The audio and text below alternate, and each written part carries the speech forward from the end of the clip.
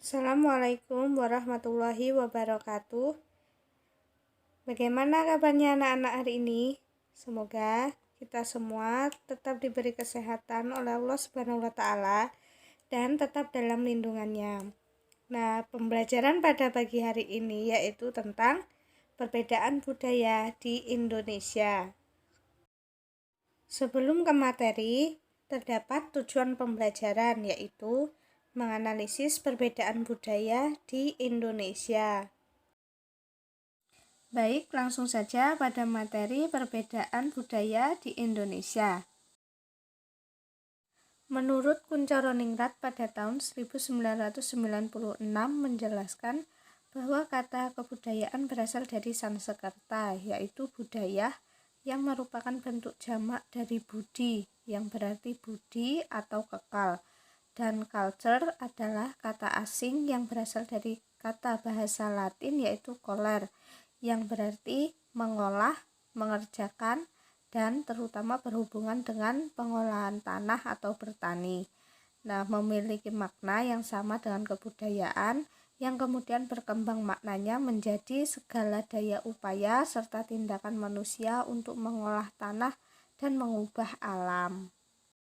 Menurut sosiolog yaitu J.J. Honigman, terdapat 3 wujud budaya, yaitu gagasan, tindakan, dan karya. Yang pertama yaitu gagasan atau wujud ideal.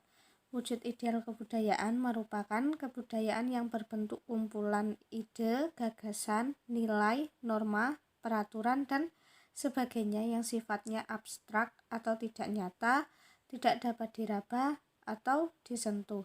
Nah, di manakah letak ide atau gagasan ini? Nah, ide dan gagasan tentu berada dalam pemikiran manusia, yaitu wujud kebudayaan berupa pemikiran manusia dapat dilihat dalam karya-karya tulisan berupa pemikiran berada dalam karangan dan buku-buku hasil karya para penulis warga masyarakat tersebut pada waktu tertentu. Yang kedua yaitu aktivitas atau tindakan. Aktivitas adalah wujud kebudayaan sebagai suatu tindakan berpola dari manusia dalam masyarakat, yang disebut juga dengan sistem sosial. Sistem sosial ini terdiri dari aktivitas-aktivitas manusia yang saling berinteraksi, mengadakan kontak, serta bergaul dengan manusia lainnya, menurut pola-pola tertentu berdasarkan adat tata kelakuan. Dan ini sifatnya konkret, terjadi dalam kehidupan sehari-hari, serta dapat diamati dan didokumentasikan. Yang ketiga yaitu artefak atau karya. Artefak adalah wujud kebudayaan fisik yang berupa hasil dari aktivitas, perbuatan, dan karya semua manusia dalam masyarakat, yaitu berupa benda-benda atau hal-hal yang dapat diraba, dilihat, dan didokumentasikan. Nah, ini sifatnya paling nyata dibandingkan 2 wujud kebudayaan yang lain.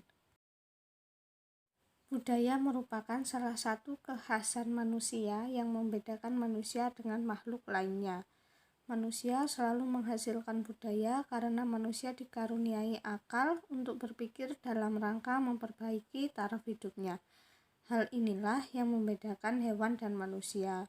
Adapun hewan menggunakan naluri. Hewan cenderung bersifat statis atau menetap, sedangkan manusia selalu berubah atau dinamis. Penjelasan Kunchoro-Ningrat tentang 7 unsur kebudayaan dapat membantu kita lebih memahami secara nyata tentang kebudayaan. 7 unsur kebudayaan yang dianggap sebagai budaya universal yaitu yang pertama peralatan dan perlengkapan hidup manusia, yaitu pakaian, perumahan, alat-alat rumah tangga, senjata, alat-alat produksi, transport, dan sebagainya. Yang kedua, mata pencaharian hidup dan sistem-sistem ekonomi, yaitu pertanian, sistem produksi, sistem distribusi, dan sebagainya. Yang ketiga, sistem kemasyarakatan, yaitu sistem kekerabatan, organisasi politik, sistem hukum, sistem perkawinan. Yang keempat, bahasa, yaitu lisan dan tertulis. Yang kelima, kesenian, yaitu seni rupa, seni suara, seni gerak, dan sebagainya. Yang keenam, sistem pengetahuan, Yang ketujuh, religi, yaitu sistem kepercayaan. Apa saja yang mempengaruhi perbedaan budaya masyarakat Indonesia? Tentunya banyak hal yang mempengaruhi perbedaan budaya masyarakat Indonesia. Yang pertama yaitu perbedaan lokasi. Perbedaan kondisi alam di Jawa dan Kalimantan menyebabkan perbedaan hasil kebudayaan, yaitu berupa rumah. Nah, anak-anak juga dapat mengamati berbagai kerajinan yang dibuat masyarakat pegunungan dengan kerajinan yang dibuat oleh masyarakat pesisir. Yang kedua yaitu perbedaan agama atau keyakinan. Agama Hindu dan Buddha banyak meninggalkan hasil kebudayaan, yaitu berupa patung dan relief pada dinding-dinding candi. Hal ini tidak dapat dipisahkan dari sistem kepercayaan Hindu-Buddha yang menjadikan candi sebagai salah satu tempat suci. Relief pada dinding-dinding candi Hindu-Buddha biasanya juga mengandung berbagai ajaran untuk umatnya. Tentunya anak-anak dapat menemukan berbagai candi, patung, dan relief peninggalan kerajaan masa Hindu-Buddha di pusat-pusat kerajaan tersebut. Pusat-pusat kebudayaan pada masa kerajaan Hindu-Buddha di Sumatera dapat anak-anak temukan yaitu di Riau, Jambi, Sumatera Utara, Sumatera Barat, Sumatera Selatan, dan Lampung. Adapun di Pulau Jawa dapat ditemukan yaitu di Bogor, Bandung, Yogyakarta, Surakarta, Malang, dan Mojokerto, yaitu dekat Surabaya. Dan pada masa perkembangan kerajaan Islam, hasil seni bangunan dan ukir relief patung bergeser menjadi seni ukir kaligrafi dan bangunan masjid. Selain kedua hal tersebut, perbedaan budaya juga disebabkan oleh faktor-faktor lain seperti adat istiadat, kebiasaan, dan tradisi.